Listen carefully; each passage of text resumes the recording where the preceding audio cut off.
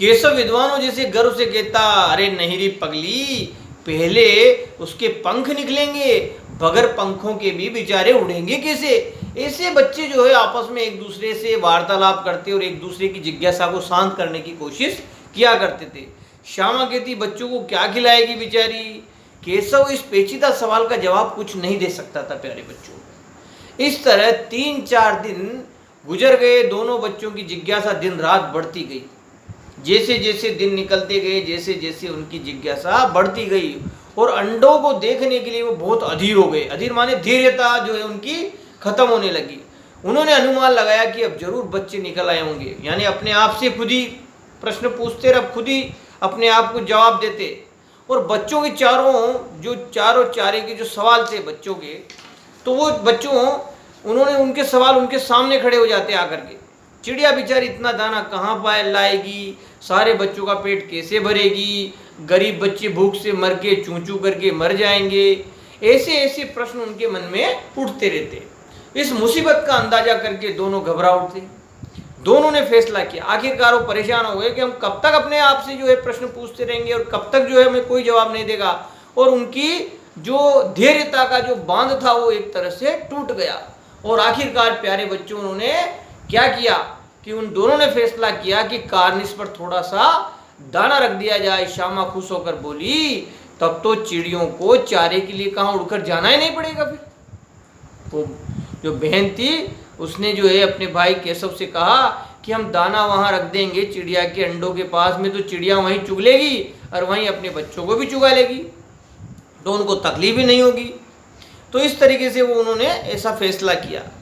केशव ने कहा, नहीं, तब क्यों जाएगी। श्यामा ने कहा, क्यों भैया, बच्चों को धूप न लगती होगी। केशव का ध्यान इस तकलीफ की तरफ न गया था। बोला, जरूर तकलीफ हो रही होगी। उसने बोला कि जरूर तकलीफ हो रही होगी, बेचारे प्यास के मारे तड़फते होंगे।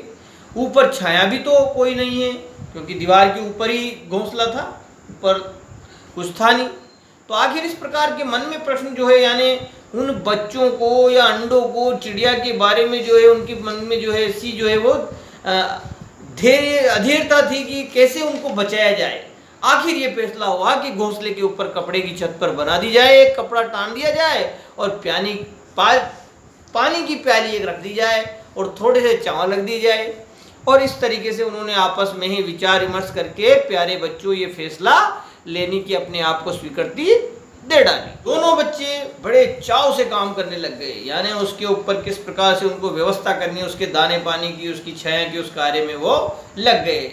श्यामा की माँ की आंख बचाकर मटके से चावल निकाल लाई। श्यामा जो थी वो माँ की आंख बचा करके माँ से छुपते छुपाते जो है वो उनकी मटकी में जो चावल रखे हुए थे वो चावल निकाल लाई। और केशव ने पत्थर की प्याली का तेल चुपके से जमीन पर गिरा दिया। एक प्याली थी जिसमें तेल था, उसको गिरा करके केशव ने, और उसके अंदर जो है उसको साफ करके और उसमें पानी भर दिया। अब चांदनी के लिए कपड़ा कहाँ से लाए जो उसके ऊपर छाया करनी थी। तो उन्होंने क्या करा, बगैर छड़ियों के कपड़ा ठहरे, मतलब कैसे लगाएंगे उनको। तो अब चांदनी के लिए कपड़े के लिए व्यवस्था, तो उन्होंने कहा बगैर छड़ियों के कपड़ा ठहरेगा कैसे और छड़ियाँ खड़ी होगी कैसे, यानी उनको रोकने के लिए पिलर भी तो चाहिए ना। केशव बड़ी देर तक इस उधेड़ बुन में रहा। आखिरकार उसने ये मुसीबत भी हल कर दी। श्यामा से बोला, श्यामा जाकर कूड़ा फेंकने वाली टोकरी उठा लाओ, अम्मा जी को मत दिखाना। श्यामा बस उसने क्या था, वो तो बीच से फटी हुई थी, उसमें धूप ना आएगी। केशव ने झुंझला कर कहा, तो टोकरी तो ला, मैं उसका सुराख बंद करने की कोई हिमाकत निकालूंगा। एक टोकरी थी और उस टोकरी को जो है लाने के लिए कहा। श्यामा दौड़कर टोकरी उठा लाई। केशव ने उसके सुराख में थोड़ा सा घास फूस ठूंस दिया, टोकरी में से जो आ रही थी उसमें छेद हो रहा था वो बंद कर दिया और टहनियों के ऊपर जो है उसको टिका दिया, उसके ऊपर घोंसले के ऊपर आड़ कर दी, तो धूप आना बंद हो गई। श्यामा ने दिल में सोचा, भैया कितने चालाक हैं। गर्मी के दिन थे, बाबूजी दफ्तर गए हुए थे, अम्मी जो अम्मा थी उनकी माता जी वो दोनों बच्चों को कमरों में सुलाकर खुद भी सो गई थी, लेकिन बच्चों को आंखों में आज नींद कहाँ थी। क्यों? क्योंकि मन में तो बस वही बात उनके चल रही थी प्यारे बच्चों, श्यामा और केशव के, कि किस प्रकार से अपने को जो है वो उस घोंसले को जो है वो सुरक्षा प्रदान की जाए, उनके खाने पीने की व्यवस्था की जाए। और मन में एक जिज्ञासा जो है उसके बार बार वो प्रश्नों को उठ रहे थे। तो जैसे अम्मा ने दोनों बच्चों को कमरों में सुलाकर खुद सो गई, लेकिन बच्चों की आंखों में नींद नहीं आई थी। अम्मा जी बहलाने के लिए दोनों चुपचाप आंखें बंद करके सो गए कि हाँ अम्मा को पता चले कि हम सो गए। इंतजार कर रहे थे कि माँ को कब नींद आए और कब हम बाहर निकल के जाएं। जैसे ही माँ को नींद आई दोनों चुपके से उठे और बहुत धीरे से दरवाजे की चिटकनी खोलकर बाहर निकल गए।